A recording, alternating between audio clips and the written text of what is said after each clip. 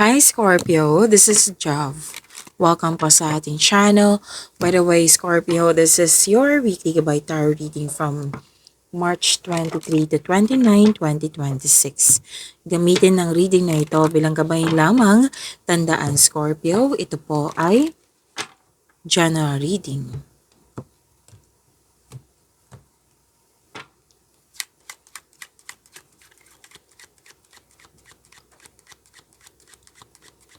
Mga parating po para kay Scorpio ngayong week na ito.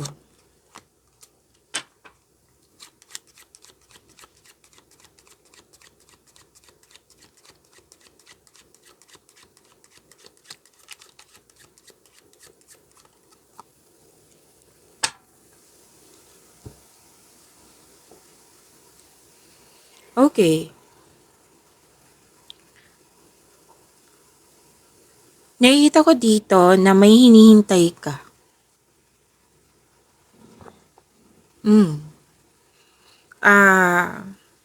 May ini-expect ka. Something or someone new on the way.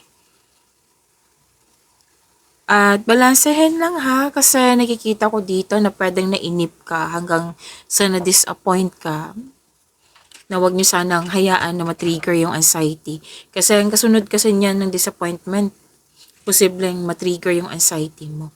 So, make it balance, wag mainip, habaan ng pasensya.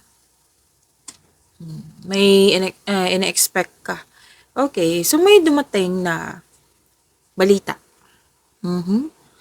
At ingat po daw kayo sa taong hindi totoo sa iyo. Kasi,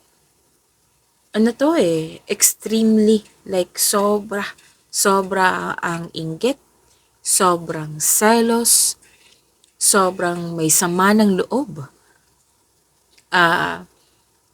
Someone is spying on you. Na may third person dito na nangingialam na I think this is a woman. Okay? Babae na nangingialam, nakisawsaw. Yan. Na pwede din na may intention talaga siya na pwedeng sisirain niya yung plano mo or something na like may kailangan siya na bula sa'yo. Pwedeng information kasi spying Ano kayang ginagawa ni Scorpio ngayon? Ano kaya yung ganap sa buhay ni Scorpio ngayon? Tapos, hindi pwedeng maging masaya si Scorpio. So, sisirain ko yung mood niya, sisirain ko yung, anong tawag dito? Plano niya. So, wag niyong hayaan. Wag niyo pong hayaan. Pwedeng bagay na kukunin niya, pwede din aagawin niya yung jowa mo. Basta po, wala namang sinabi dito so far kung ano yung aagawin niya. Basta mag-ingat na lang po sa taong may sobrang selos, sobrang inggit, sobrang may sama ng loob. So, put limitation, wag na magalit kasi mag-create yan ng blockages So, put limitation, kung parating mo siyang kasama, limitation, wag mo sikapin mo na kasi ang intention niya isisirain yung mood mo. 'Di ba? Sisirain yung mga ideas mo kung ano man yung sisirain niya. Huwag mo hayaan na maapektuhan ka. Okay? Kasi yan yung intention niyo para maapektuhan ka. So, huwag niyo hayaan maapektuhan ka. Scorpio, kung pwede, kung gusto niyo po.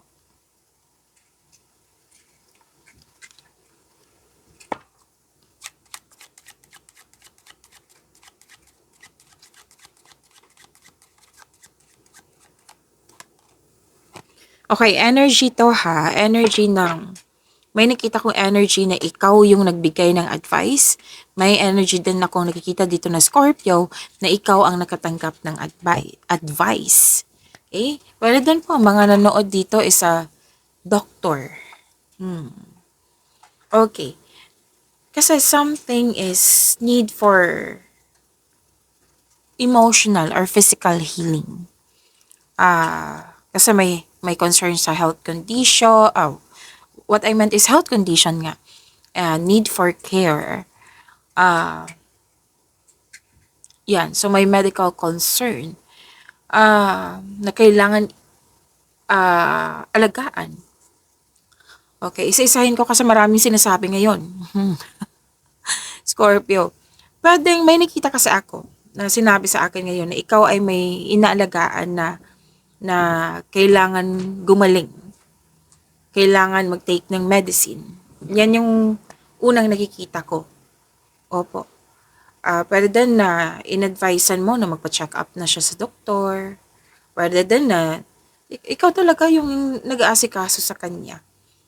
Pwede nag-advise ka na, yun nga, nag-advise ka na-drain na yung energy mo, madali ma-drain yung energy mo. So, kailangan mo mag-take ng vitamins. Pero, ang tamang paraan yan is magpa-check up ka sa doktor para maibigay sa'yo yung tamang vitamins. Yan. Pwede ikaw yung nag-advise. Kasi energy may energy ako nakikita niyan. Inalagaan mo, concern ka sa kanya. At, sinabihan ka din. Sinabihan ka na magpa-check up.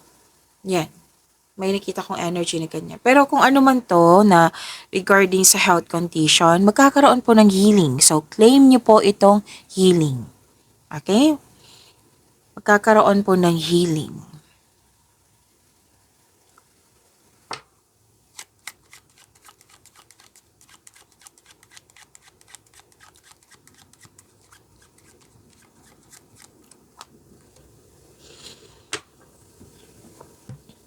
May dito.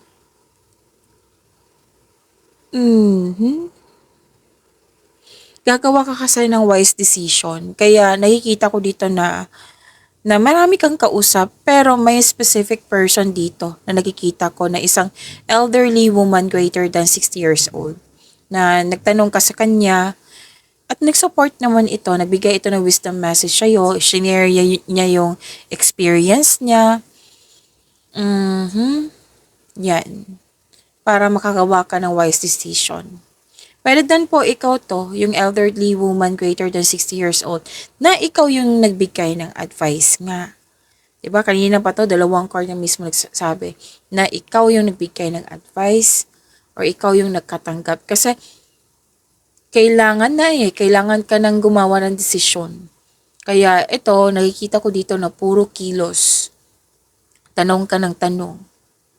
Yan. Kasi gagawa ka ng wise decision.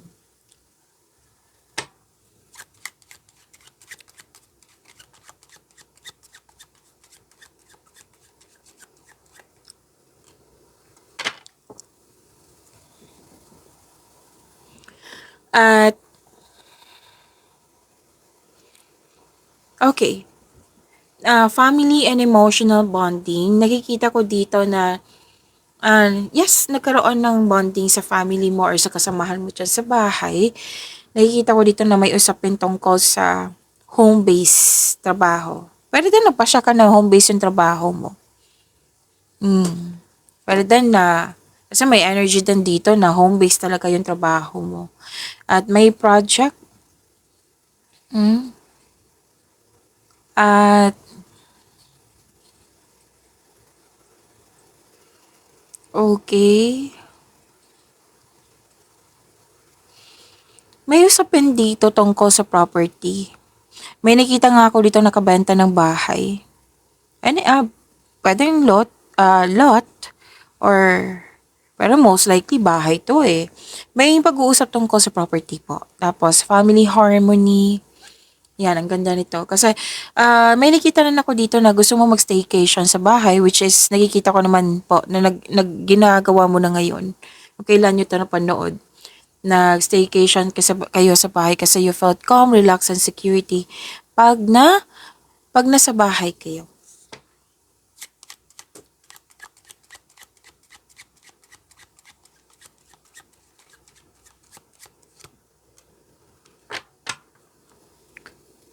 Okay, positive energy, you are divinely guided, hindi talaga ito mawawala sa iyo, Scorpio, wow.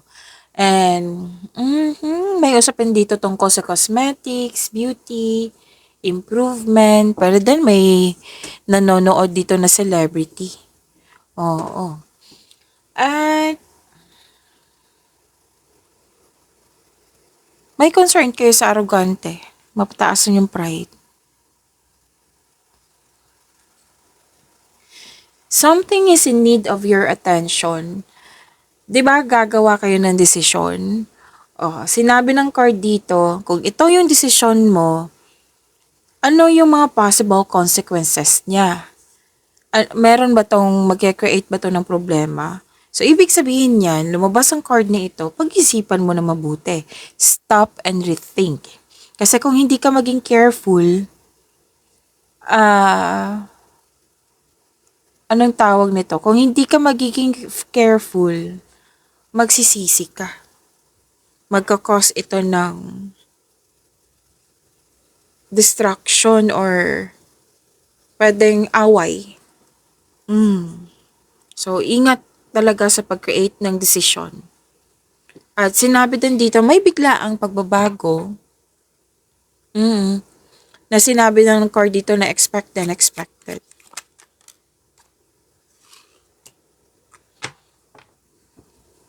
Pero huwag kayong mag-alala sa pagbabago na ito, Scorpio. Kasi makakasuporta naman to sa growth and expansion. Pwedeng hindi mo nagustuhan yung biglaang pagbabago nga. Pero yun nga, na may mga dahilan kung bakit kailangan baguhin. Yan, may dahilan yung universe. So I think lalabas to sa tarot cards nyo mamaya. And may nakita rin akong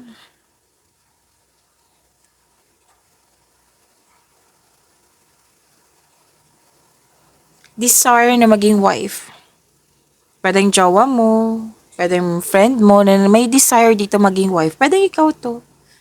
Oo. Tapos may concern ka sa isang tao. I think a married woman to. Na nagkaroon kayo ng unresolved issues. Nagkaroon kayo ng loss of connection.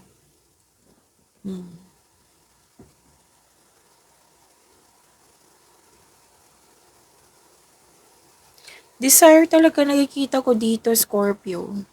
Na alam mong hindi mo na control or posible na para sa'yo. Pero, ano dito you're hoping like, what I meant is you're wishing. Yung, para to sabihin? Wishful thinking nga. Wishful thinking. Like, may na-miss ka, craving, wishful thinking, na sana'y mangyari, sana'y makontrol mo na. May mga ganyan ako nakikita. So, ang sabi ng card, para ma-manifest mo ito, bigyan mo ng aksyon or mag-isip kayo ng mga positive thoughts para makuha mo tong desire. Kanina pa tong desire Dalawang card na mismo nagsabi. Para makuha mo tong desire na sinasabi dito. Kailangan din na maghintay, habaan ng pasensya. So, naulit na naman. Oo, different card to ha. At, prepare yourself kasi may kontra talaga. So, ang ibig sabihin niyan na, alamin mo kung bakit siya kontra. Baka may matutunan ka.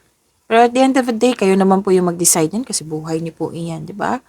And, may sabi din dito nagkikwento kayo na, ayoko na sumama sa mga taong yun kasi bad influence or bad company.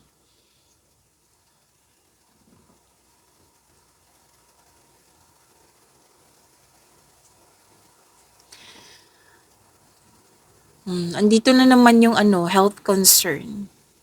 Pero, i-claim nyo talaga tong sinasabi dito na recovery and healing. At huwag kayong masyadong magpagod sa trabaho kasi nakikita ko dito na burnout yung ilan sa inyo. Andito pa rin yung ayaw mo kumbaga nabigla ka sa pagbabago tapos pwedeng nainis ka, na-disappoint ka sa pagbabago. Yan, na-disappoint kaya pwedeng tahimik mo ngayon. Kasi na-disappoint ka nga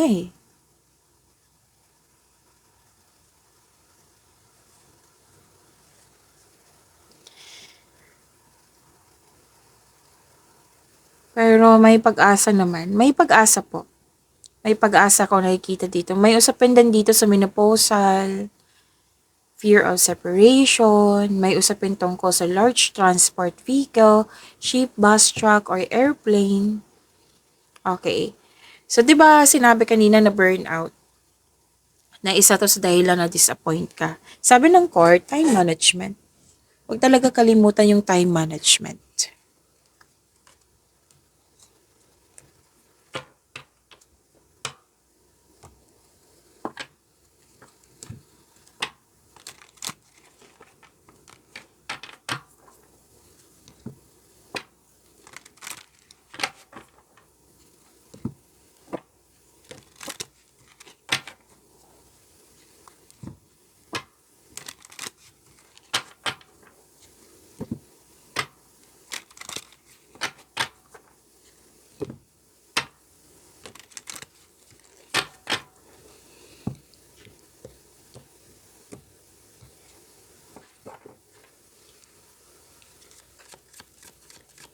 Energy ni Scorpio for this week.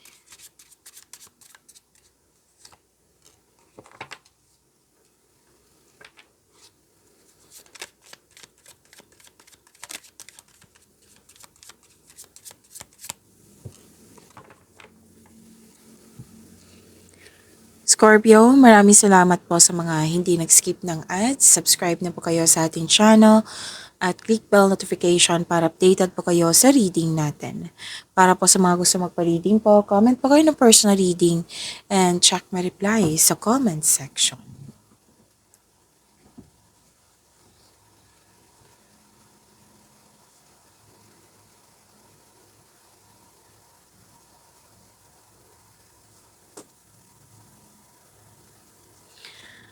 Okay.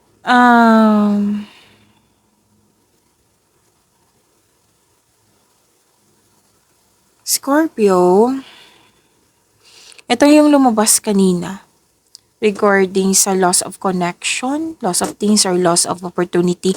Nangyari na to sa nakaraan. Na sinabi ng card dito na ang dapat gawin mo is to think positivity. Like, believe in yourself, think positive na, and have faith na ang divine can lift you out of any period of loss. So, believe in yourself, think positive, magtiwala sa kung ano ang darating. Kahit hindi ka comfortable sa pagbabago, which is, diba, sinabi ko kanina, I think lalabas talaga to dito sa tarot cards mo. Lumabas nga na magtiwala sa kung ano ang darating. Kahit hindi ka komportable sa sandaling ito, makukuha mo yung kailangan mo. Pwede na disappoint ka kasi hindi mo nakuha yung gusto mo or hindi pabor sa'yo. May mga dahilan yan. So you have to move on. Mag-focus ka sa mind healing instead na mag-suffer. Question yourself. Scorpio, deserve mo bang, like ganito, deserve ko bang mag-suffer? Diba hindi? I deserve healing. Okay, so yan yung advice. Deserve mo magkaroon ng healing, deserve mo magkaroon ng recovery. So claim this. Focus and have faith. I-release mo yung worries mo kay God. Malapit ka kay God. Hingi ka ng divine assistance. And ma-overcome mo rin to. Sabi ng yung card dito.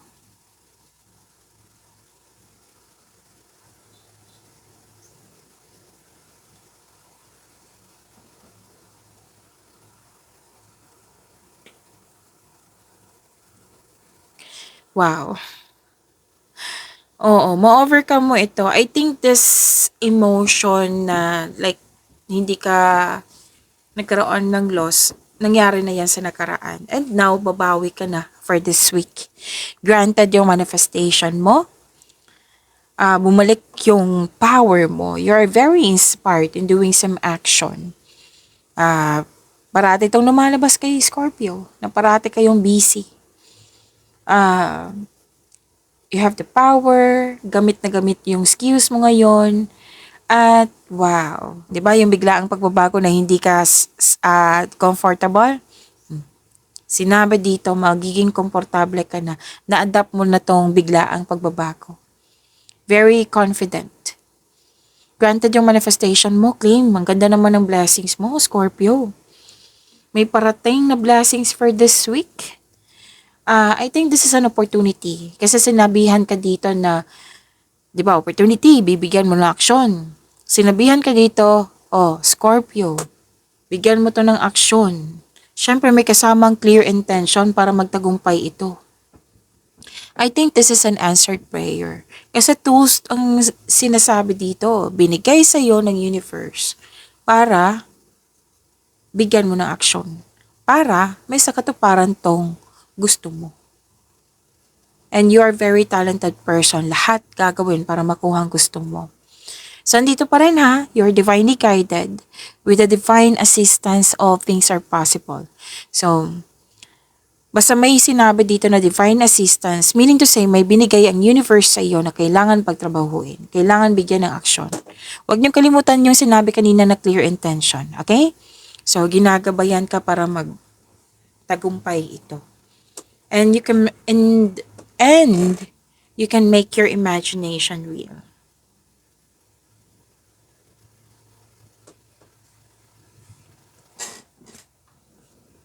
So, may wini-wish ka dito na magkaroon ng wonderful relationship sa isang tao. Na sinabi ng card, magagrant po ito. Basta pay attention lang kayo sa pagbalanse sa inyong motion, thoughts na kailangan positivity talaga, while remaining grounded and passionate. Yan ang sabi ng iyong card. At may nakita kong kontrata po dito, signing of contract, claim po.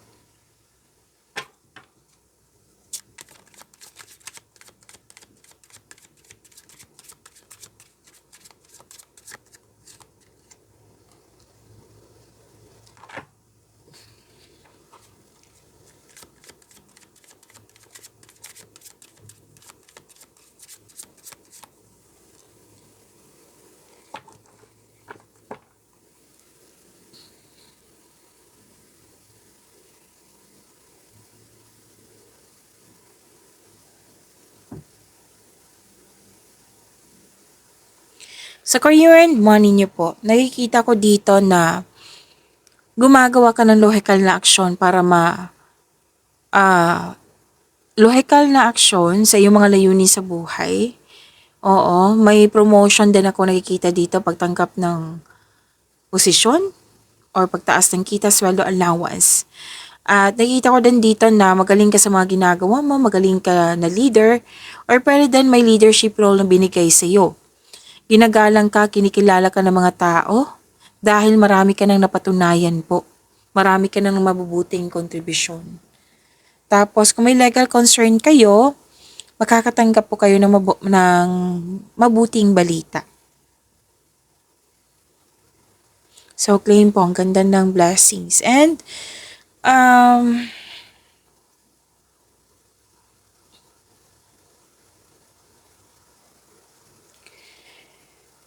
ganun pa rin eh. Sinabi ng card dito, habaan ng pasensya. Sa mga nag-invest dito na nabagalan kayo sa hinihintay niyong resulta, kailangan po ng habaan ng pasensya. Kasi sinabi naman ng card dito na magbubunga ng masaganang resulta, basta hayaan mo lang itong magbunga. Continue to take steady action on your goal while remaining patient and be realistic about your expectation. Kailangan talaga maghintay. Yung hinihintay nyo, kailangan pong maghintay, sabi ng iyong card.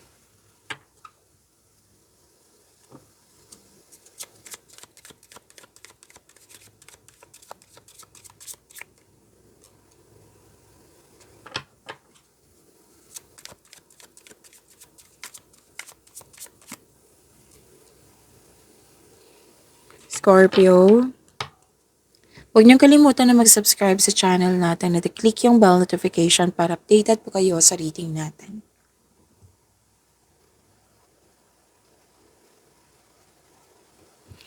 Okay, para sa mga single, nag-decide ang ilan sa inyo dito na gusto niyo me time muna. Like, gusto niyo mag-focus sa inyong sarili.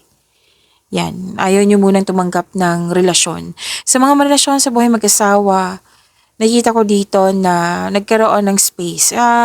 Space is, a healthy thing to do. Like, lahat naman ng mga may relasyon dyan, na naging successful sa relasyon, may space yan sila. Kasi kung walang space, sakal. Masasakal. Eh, lahat man tayo kailangan ng space. May araw talaga na kailangan ng space.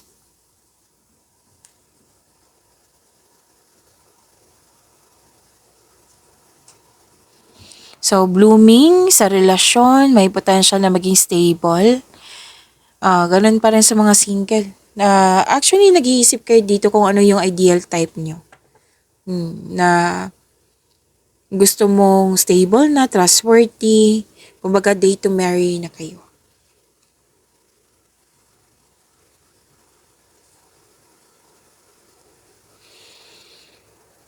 Okay, sa mga okay. Same pa rin. Dito, different card siya. Ideal type nyo is romantic partner who is fun and outgoing, talkative, and ready to have adventures. Pwedeng earth signs to, Taurus, Virgo, and, excuse me po, Taurus, Virgo, and Capricorn, or an air, a fire signs po. Aries, Leo, Sagittarius. Excuse me po. And para sa mga relasyon, wala naman ako nakikitang problema dito. Masaya at stable. Yan pa rin yung sinasabi. Pagyamanin niyo po yung blessings na binigay sa inyo. Scorpio, see you tomorrow. Maraming salamat po.